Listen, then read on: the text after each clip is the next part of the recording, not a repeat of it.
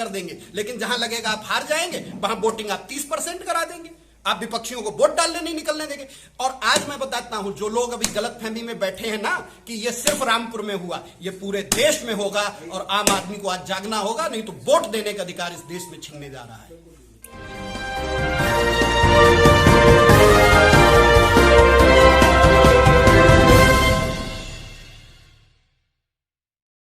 Letter भी जारी कर दिए, चेतावनी भी दे दी है, तो ये यात्रा किस तरह से चलाई जाएगी? कोविड की जो भी चेतावनियां आ रही हैं, जो भी सरकारी आदेश आ रहे हैं, उन सभी का हम लोग पालन कर रहे हैं। लेकिन आप जानते हो कि इस समय सभी सरकारी एजेंसियों को भारतीय जनता पार्टी की फ्रंटल एजेंसियों के तौर पे यूज किया जा रहा है। मोदी जी ने 2 दिन पहले रैली की, तब कोरोना नहीं था, लेकिन जैसे ही भारत जोड़ो यात्रा दिल्ली में प्रवेश करना शुरू करती है, वैसे ही कोरोना की गाइडलाइन आ जाती है। हम सभी लोग समझदार हैं और कोविड पे मैं बड़ी आपको ईमानदारी से बता दूं कि जब 2020 शुरू हो रहा था, फरवरी में ये सरकार नमस्ते ट्रंप करा रही थी, उस समय हमारे नेता राहुल जी ने कहा था कि अभी सचेत होना चाहिए और कोरोना पे काम करना चाहिए। तब तो आपने किया नहीं। एक तरफ तो आप कहते हो कि हमने सबको वैक्सीन दे दी, बूस्टर डोज दे दी, भारत में सब मजबूत, और जैसे ही यात्रा दिल्ली में आती है आपका कोरोना आ जाता है, तब आपकी तैयारी कहां रह जाती है। और यात्रा में सभी मानक पूरे हो रहे हैं, जो लोग साथ चल रहे हैं वो सब लोग बूस्टर डोज लिए हुए हैं, सभी लोग अपना कोविड टेस्ट नियमित करा रहे हैं।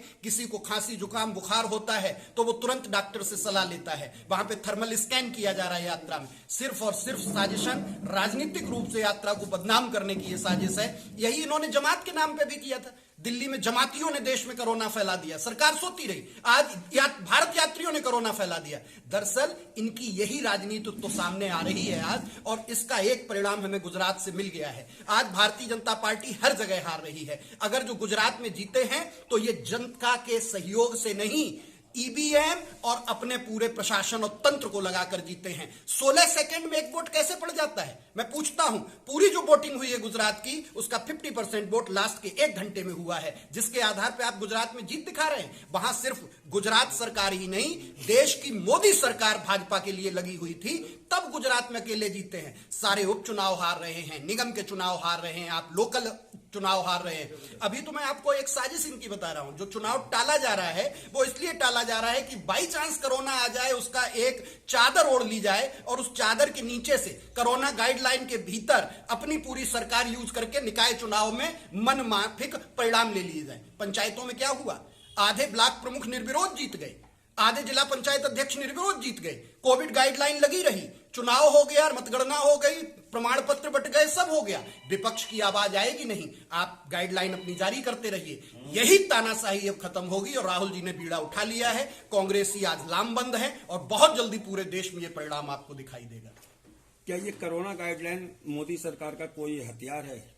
कोरोना गाइडलाइन ही नहीं, उनकी सभी सरकारी एजेंसियां हथियार हैं। मैं पूछता हूं, लव अग्रवाल को जो उन्होंने बना रखा है ज्वाइंट सेक्रेटरी, कौन सी मेडिकल डिग्री है उनके पास? देश में जितने डॉक्टर हैं वो सब शांत बैठे हुए हैं। आप अपने चुनिंदा आईएएस को आगे लाकर और उस तरह की गाइडलाइन बनवाएंगे, वो गाइडलाइन जहां चाहेंगे वैसे आप यूज करेंगे। आप बताइए, भारत जोड़ो यात्रा में इतनी दिक्कत है, सेकेंड वेव में जब लोग मर रहे थे, शमशानों में जगह नहीं थी, गंगा में सब तैर रहे थे, उस समय आप पंचायत चुनाव करा रहे थे और पूरे उत्तर प्रदेश में आपने कब्जा कर लिया, सारी पंचायतें भाजपा की हो गई। अरे ये double engine, triple engine, 4 engine करने वाली सरकार सिर्फ लोगों के सपनों को, लोगों को रौंदने वाली सरकार है। इसके और इंजन भी बढ़ जाएंगे तो भी ये जनता के लिए नहीं है, जनता को रौंदने के लिए है। लेकिन आज राहुल गांधी जी की यात्रा से इनकी घिग्गी बंधी हुई है, समझ में नहीं आ रहा क्या निर्णय ले। और ऐसे समय में पूरा देश राहुल जी के साथ खड़ा हो गया। कल की आप दिल्ली की यात्रा की झलकियां देखिए, कौन सेना के लोग आप कहिए, डॉक्टर्स कहिए, इंजीनियर्स कहिए।